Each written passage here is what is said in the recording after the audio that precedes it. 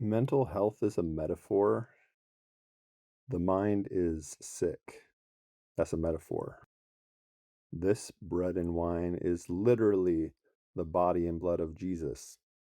That's a metaphor. I am the universe. That's a metaphor. Stop being a chicken. You're being a chicken. That's a metaphor. If somebody is afraid, they're not literally a chicken. They're not actually physically a chicken. And if someone is having emotional distress or saying or believing things that aren't true or aren't there or that are wrong, now, if we can objectively measure bodily pathology in the brain, then it's a nervous system disorder. It's a neurological disorder, if we can objectively measure it, in which case neurologists would treat it if we can see it, image it. The mind itself is intangible. We can't image the mind. Now, with neurology, we can image the brain, and potentially we can infer what someone is thinking by imaging the brain. Like, I believe there are some people researching this. But the mind itself cannot be imaged.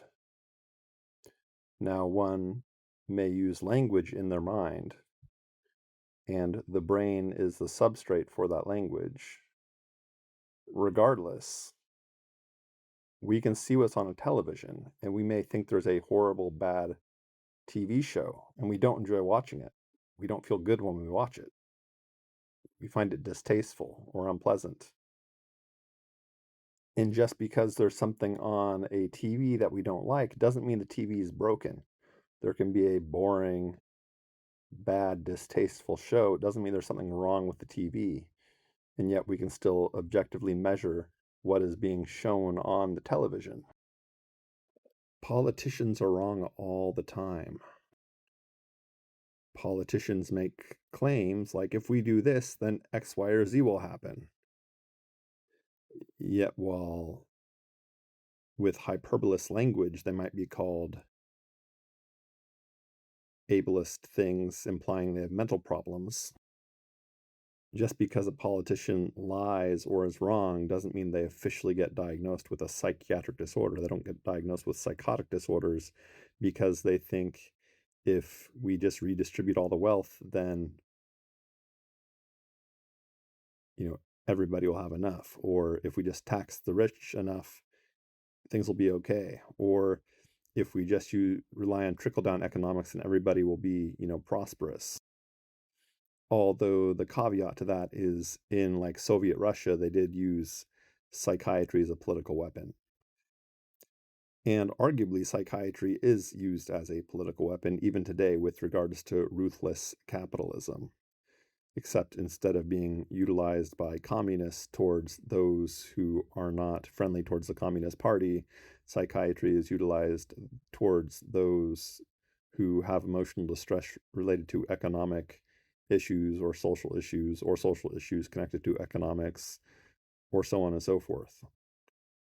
So mental health is a myth and a metaphor, and with regards to capitalism, the more we literalize metaphors and rely on commercial, big business, big pharma psychiatry, the more we sort of funnel in economic power and money towards the psychiatric systems that are big pharma, that then drive marketing campaigns, advertising, then advertising influences journalists, and then from a young age, people are fed psychiatric propaganda, and they grow up to be journalists and lawyers, and then they don't treat psychiatric survivors well. So what's my point? I'll tell you what my point is. I'll tell you. It is important to understand the metaphorical nature of mental health.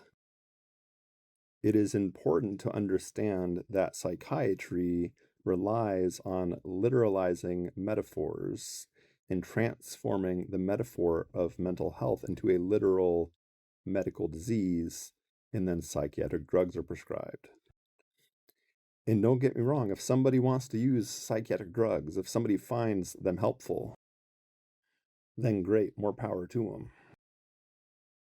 I'm not suggesting we ban psychiatry. I'm only suggesting that people get full informed consent when being prescribed psychiatric drugs. That means understanding potential alternative treatments, whether it's talk counseling or restructuring society in ways that don't subtly or not so subtly funnel and coerce people into utilizing psychiatric drugs. And psychiatric coercion should be outlawed. So again, I'm not suggesting we ban all voluntary consensual psychiatry.